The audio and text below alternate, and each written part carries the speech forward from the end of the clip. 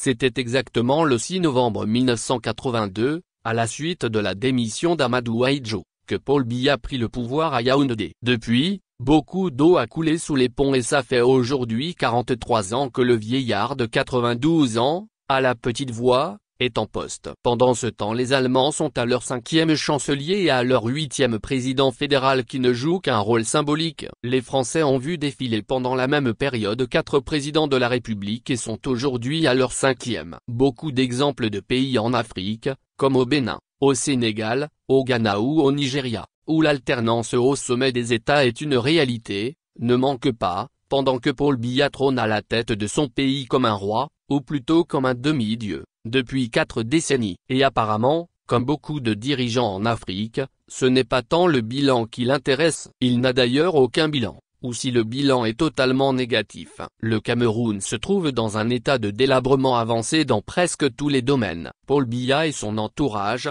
dont plusieurs des collaborateurs ont l'âge de la vieillesse comme lui, jouissent tout simplement des délices que procure le pouvoir politique. Le journal Courrier International n'hésite pas à titrer, le 14 septembre 2025, Paul Biya, propriétaire absent du Cameroun depuis 1982. Oui, l'expression propriétaire absent n'est pas exagérée si l'on se réfère à la gestion clientéliste, sinon personnelle, du pays par Paul Biya, qui dirige le Cameroun comme si les autres institutions n'existaient pas et qui passe une grande partie de l'année à l'étranger, plus précisément dans sa résidence en Suisse. Réélu pour un 8e mandat, à 92 ans, le vieillard Paul Biya, à qui on doit chuchoter à l'oreille avant qu'il ne sache à peu près où il se trouve et ce qui s'y passe, passera encore 5 années à végéter au sommet de l'État camerounais, avant, peut-être que la loi de la nature ne décide autrement.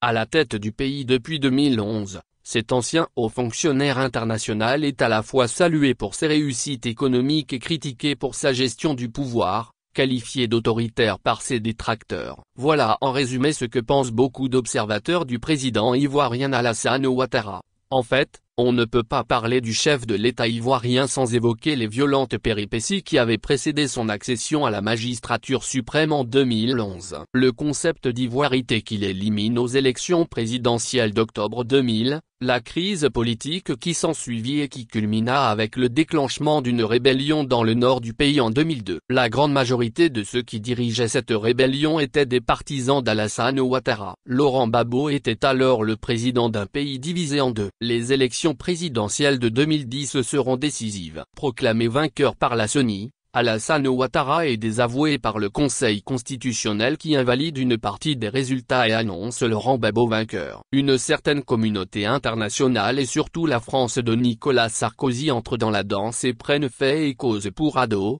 Alassane Dramane Ouattara. Pris en tenaille par les forces pro-Ouattara, les forces de l'ONU, ONUCI, appuyées par la France, Laurent Gbagbo n'avait aucune chance. Il fut arrêté et envoyé à l'ACPI, Cour pénale internationale. Alassane Ouattara vient d'être réélu pour un 4e mandat, après avoir fait éliminer 2 poids lourds de la course, un certain Laurent Gbagbo et Tidjane Thiam, bien qu'il ait auparavant annoncé qu'il quitterait le pouvoir à la fin du 3e mandat. Économiste de formation, ayant eu la chance d'avoir hérité d'un pays qui se porte économiquement relativement bien, Alassane Ouattara est justement salué pour ses prouesses économiques. Mais les crises socio-politiques ont toujours été le ventre mou de la Côte d'Ivoire, depuis la mort d'Houphouët-Boigny. Mais depuis qu'il est au pouvoir, depuis donc 3 mandats, Alassane Ouattara n'a rien réussi sur le plan de la réconciliation nationale. Et si la candidate malheureuse aux dernières élections présidentielles, Simone Gbagbo, dit poursuivre le combat pour une réforme profonde du système électoral et réclame l'ouverture d'un dialogue national inclusif pour restaurer la confiance,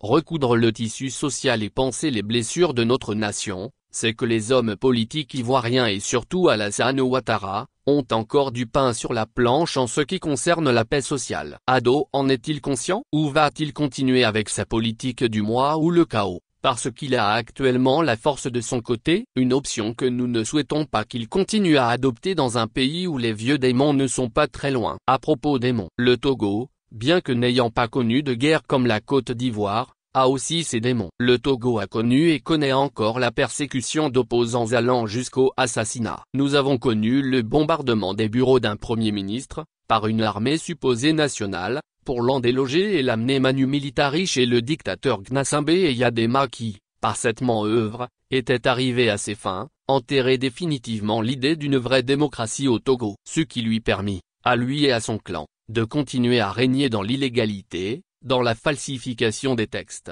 dans la terreur et de préparer une succession qui imposa Faure Gnassingbé aux Togolais en février 2005. Le fils à papa venait de boucler 4 mandats à la tête du Togo en 2025 avec un bilan catastrophique sur tous les plans. Et comme si toute cette politique criminelle, pour faire des Togolais des otages dans leur propre pays, ne suffisait pas, Faure Gnassingbé décide de rester éternellement au pouvoir sans élection, en faisant instaurer par un parlement aux ordres une hypothétique 5e république, synonyme de régime parlementaire.